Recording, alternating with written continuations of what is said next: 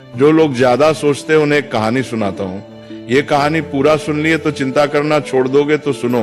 एक छोटे से गांव में आरव नाम का व्यक्ति रहता था। आरव बहुत मेहनती था, लेकिन उसकी एक आदत उसकी शांति छीन चुकी थी, बेहद चिंता करना। सुबह उठते ही वो सोचता, कल क्या होगा, पैसा रहेगा या नहीं, लोग क्या कहेंगे, परिवार सुरक्षित रहेगा या नहीं।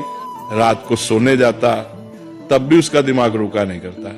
एक दिन अत्यधिक चिंता के कारण उसकी तबीयत बिगड़ गई। गांव के लोग उसे पास के पहाड़ पर रहने वाले एक संत के पास ले गए।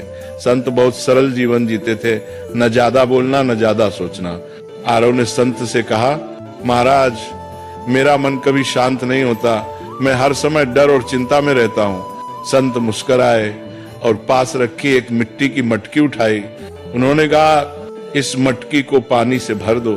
आरव ने मटकी भर दी।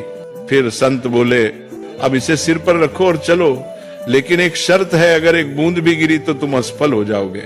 आरव पूरी तरह मटकी पर ध्यान लगाकर चलने लगा। रास्ते में लोग उससे बातें करते रहे, आवाजें आती रहीं, लेकिन आरव ने कुछ नहीं सुना। वह सिर्फ मटकी पर ध्यान देता रहा। कुछ देर बाद संत ने कहा, रुको, अब बताओ रास्ते में कितने लोग मिले। आरव बोला, महाराज, मुझे कुछ पता नहीं, मैं तो बस मटकी बचाने पर ध्यान दे रहा था। संत ने शांत स्वर में कहा, यही संत होने की शुरुआत है।